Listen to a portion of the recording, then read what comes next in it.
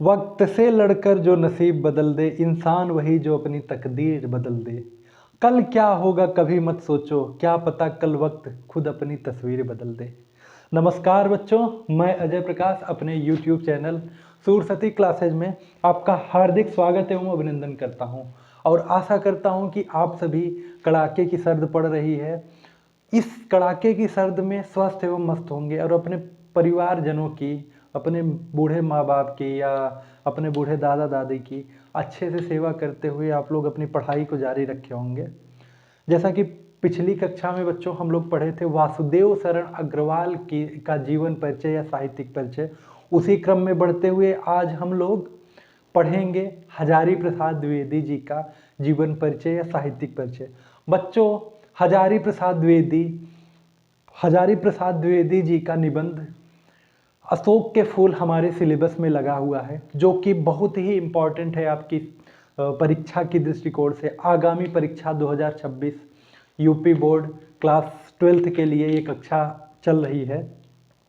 बच्चों, अशोक के फूल निबंध तो बहुत ही इम्पॉर्टेंट है ही, परंतु उसके साथ साथ ये जो मैं आज की क्लास पढ़ाने वाला हूँ, जो कि होने वाली है हजारी प्रसाद जी का जीवन परिचय या साहित्यिक परिचय, ये भी बहुत ही महत्वपूर्ण है। ये आपके परीक्षा में 100% नहीं कहेंगे तो 99.9% श्योर आप लोग रहिए, गारंटी के साथ मैं बोल रहा हूँ कि ये जीवन परिचय या साहित्यिक परिचय हजारी प्रसाद द्विवेदी जी के बारे में जरूर पूछा जाएगा आपकी कक्षा में।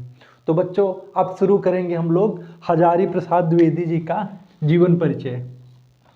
यहाँ लिख देते हैं हजारी प्रसाद द्विवेदी। बच्चों, अगर आप लोगों को ये क्लास अच्छी लग रही हो तो आप लोग लाइक कीजिए, सब्सक्राइब कीजिए और कमेंट करते रहिए। बच्चों, कमेंट से मुझे एक मजबूती मिलती है कि मतलब मुझे कोई देखने वाला तो है। मैं किसके लिए वीडियो बना रहा हूँ? आप सबके लिए बना रहा हूँ। किसके लिए मेहनत कर रहा हूँ? आप सबके लिए मेहनत कर रहा हूँ। देखिए, हमारे मेज पे कितनी सारी पुस्तकें पड़ी है, कितने सारे नोट्स पड़े हुए हैं। हम लोग रोज रोज आपके लिए पढ़कर रिसोर्सेज इकट्ठा करके चुन चुन कर छांट छांट कर एक एक लाइन आपके समक्ष प्रस्तुत कर रहे हैं। तो बच्चों, आप लोगों का भी दायित्व बनता है कि आप सभी अपने दोस्तों को, अपने फैमिली मेम्बर को, अपने छोटे भाइयों को, छोटी बहनों को, अपने दोस्तों को, मित्रों को, सखाओं को, सबको ये चैनल को शेयर कीजिए, उनसे सब्सक्राइब करवाइए और उनको भी ये वीडियो दिखवाइए। ठीक है बच्चों, अब समय जाया ना करते हुए हम लोग पढ़ेंगे हजारी प्रसाद द्विवेदी जी का जीवन परिचय। क्या पढ़ेंगे बच्चों? हजारी प्रसाद द्विवेदी जी का जीवन परिचय या साहित्यिक परिचय। साहित्यिक परिचय या जीवन परिचय।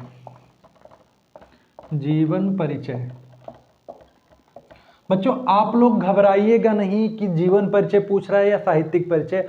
आप लोग जो मैं बता रहा हूं अपनी क्लास में उसी को आपको लिख के चले आना है।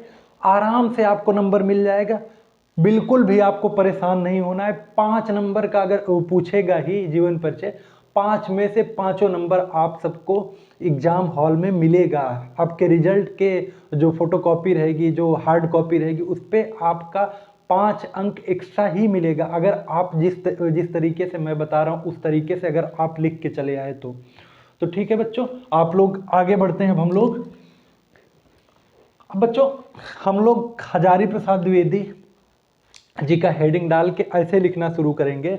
आप एक एक लाइन ऐसे ऐसे लिखिएगा। इनका जन्म कब हुआ था? जन्म डाल दीजिएगा।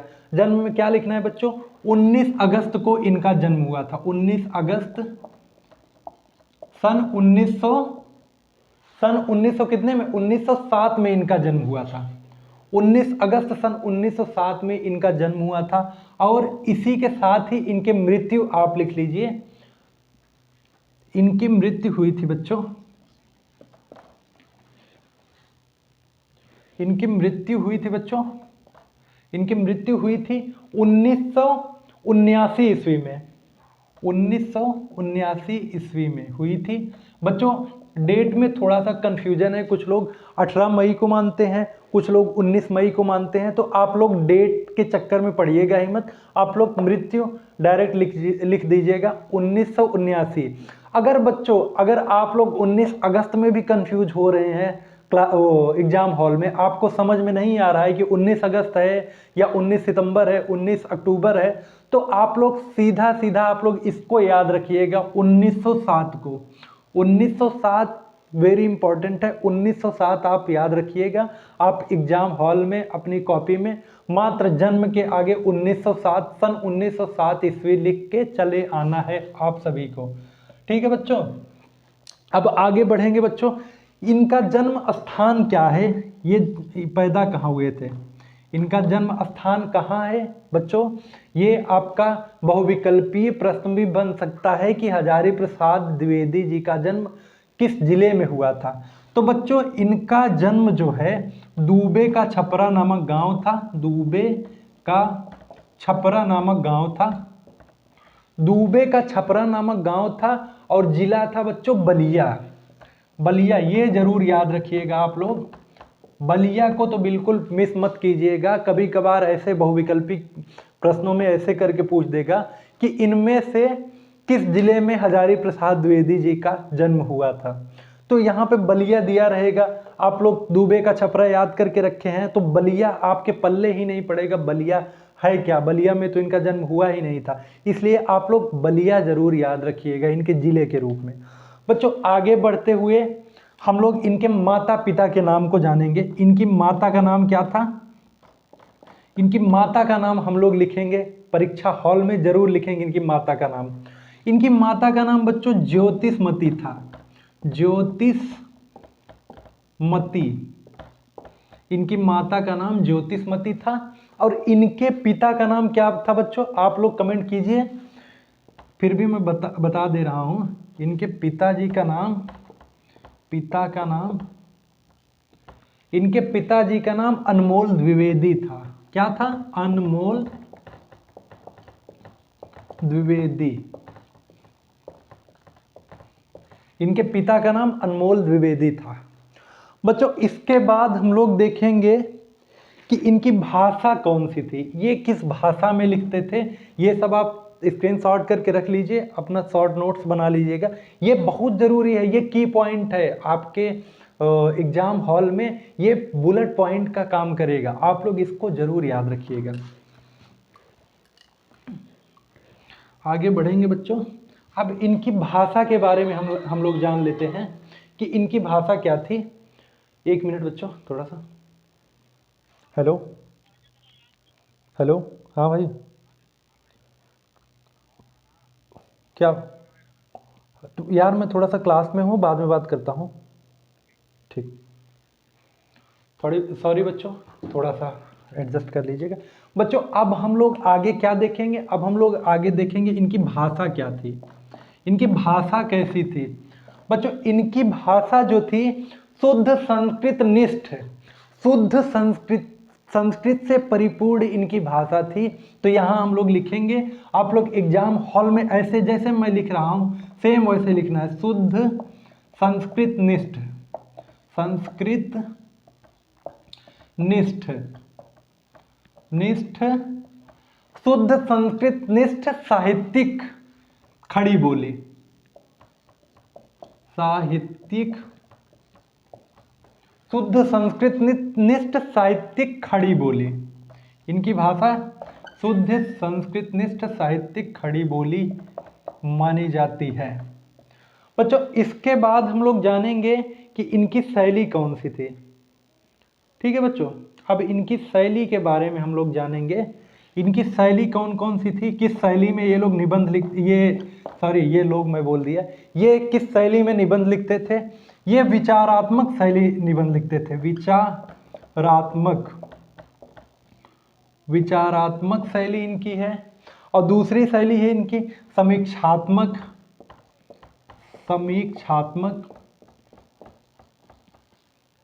इनकी शैली है समीक्षात्मक। और तीसरी है भावात्मक,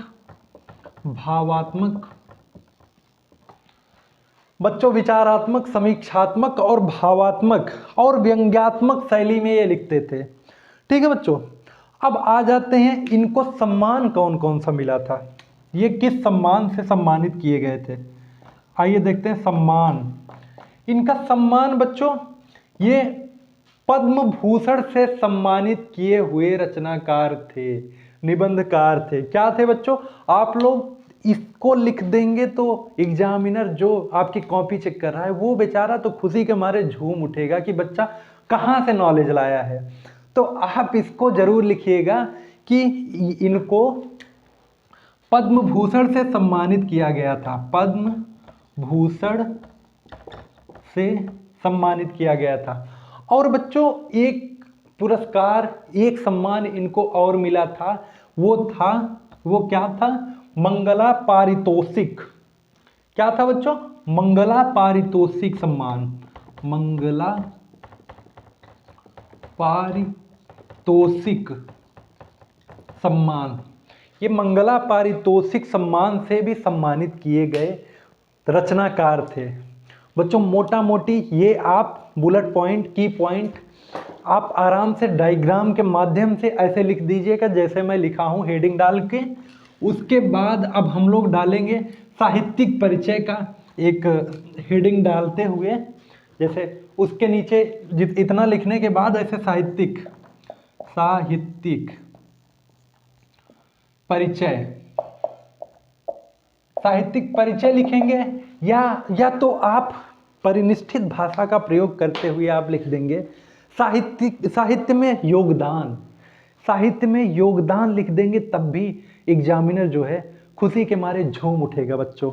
बस आपकी कॉपी देख के वो पागल ना हो जाए, बस यही ध्यान में रख के आप लोग लिखिएगा। ठीक है बच्चों, अब हम आगे क्या क्या लिखेंगे उसको हम लोग मौखिक रूप से जानेंगे, आप सबके बीच में लिखेंगे बच्चों। आप अगर चाहें तो इन सब आगे की जो मैं लाइनें, 2-3 लाइनें बोलने वाला हूँ उसको लिखिएगा, नहीं तो मत लिखिएगा। इसको है बच्चों ऐसे लिख दीजिएगा, आचार्य हजारी प्रसाद द्विवेदी जी का जन्म सन 1907 ईस्वी को दूबे का छपरा नामक गांव में बलिया में हुआ था। ठीक है बच्चों, उसके बाद लिखेंगे इनके पिता का नाम अनमोल द्विवेदी था और इनकी माता का नाम ज्योतिषमती था। ठीक है बच्चों, अब ये ऑप्शनल है, अगर आप ऊपर ये सारी चीजें, ये डाटा दे दिए हैं तो आप साहित्यिक परिचय में ये डाटा को फिर से नहीं लिखेंगे। आप लोग साहित्यिक परिचय में डायरेक्ट यहाँ से शुरू करेंगे। कहाँ से शुरू करेंगे अब मैं बताने जा रहा हूँ, आप बहुत ही ध्यान से इसको सुनिएगा। बच्चों लिखना क्या है हमको, इनकी प्रतिभा का विशेष विकास विश्वविख्यात संस्था शांति निकेतन में हुआ। ये आप याद रखिएगा और शांति निकेतन को हाईलाइट कर दीजिएगा। हाइलाइटर तो आप एग्जाम हॉल में यूज नहीं कर सकते, तो आप कुछ ना करिए, अंडरलाइन कर दीजिएगा या इसको ब्लैक पेन से लिख दीजिएगा। शांति निकेतन में हुआ, वहां यह 11 वर्ष तक हिंदी भवन के निदेशक के रूप में कार्य करते रहे। शांति निकेतन में बच्चों हिंदी भवन के निदेशक के रूप में 11 साल तक ये कार्य किए। ठीक है बच्चों, इसको जरूर आप लोग लिखिएगा। उसके आगे देखते हैं हम लोग, वहां यह 11 वर्ष तक कार्य किए। उसके बाद है बच्चों सन 1949 ईस्वी में लखनऊ विश्वविद्यालय से इन्होंने डीलिट की उपाधि धारण की तथा सन को आप याद रखिएगा बच्चों, सन याद भी ना भी रहे तो आप लोग ये याद रखिएगा कि लखनऊ विश्वविद्यालय से इन्होंने डीलिट की उपाधि प्राप्त की। अब आगे देखेंगे बच्चों, सन 1957 ईस्वी में भारत सरकार ने इन्हें, इसको जरूर याद रखिएगा किस सन में इनको पद्म भूषण मिला। पद्म भूषण कब मिला इनको, आप इसको जरूर याद रखिएगा। पद्म भूषण कब मिला, पद्म भूषण कब मिला बच्चों, तो 1957 में, 1957 ईस्वी में इनको पद्म भूषण से विभूषित किया गया, सम्मानित किया गया पद्म भूषण से। ठीक है बच्चों, सन 1957 ईस्वी में भारत सरकार ने इन्हें पद्म भूषण से विभूषित किया। अब आगे देखेंगे बच्चों, आप लोग पैराग्राफ यहीं पे एंड करके नया पैराग्राफ स्टार्ट करेंगे।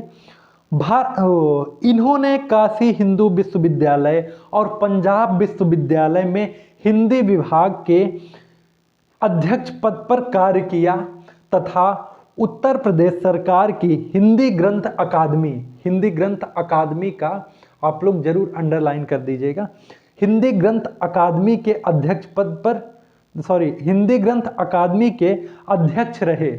उसके बाद आप लोग सुनिएगा बच्चों, बहुत ही ध्यान से लिखना इसको। आगे, तत्पश्चात यह हिंदी साहित्य सम्मेलन के सभापति रहे। किस सम्मेलन के सभापति रहे? हिंदी साहित्य सम्मेलन प्रयाग के सभापति रहे। उसके आगे बच्चों, हजारी प्रसाद द्विवेदी हिंदी साहित्य के प्रख्यात निबंधकार, इतिहास लेखक, आलोचक, संपादक तथा उपन्यास के अतिरिक्त कुशल वक्ता भी थे। ठीक है बच्चों, इन्होंने विश्व भारती और अभिनव भारती ग्रंथमाला का भी उद्घाटन किया। ठीक है बच्चों, आज के लिए बस इतना ही। आप सभी को अपने एग्जाम हॉल में उत्तर कॉपी में आपको बस इतना ही लिखना है और आपकी झोली में 5 नंबर ऐसे जैसे पका हुआ आम पेड़ से गिर पड़ता है, उसी तरीके आपकी झोली में 5 अंक आके गिर जाएंगे और आपका जो अंक प्रमाण पत्र रहेगा उसमें आपका परसेंटेज जो है ना, परसेंटेज का लेवल औरों से कहीं ऊपर हो जाएगा। ठीक है बच्चों, मैं अपनी वाणी को विराम देता हूं यहीं पर, परंतु बच्चों आप सबसे विनम्र निवेदन ये करूंगा कि आप सब अपने मित्रों, सहपाठियों, अपनी भाई बहनों को ज़रूर से ज़रूर ये क्लास को शेयर कीजिए, जिससे कि मेरे भी व्यूज बढ़ें, मुझे भी कमेंट में सजेशन मिले और सारी चीज़ें दुरुस्त की जा सके कि मेरे द्वारा गलतियाँ क्या हो रही हैं। ठीक है बच्चों, आज के लिए इतना ही। नमस्कार, धन्यवाद।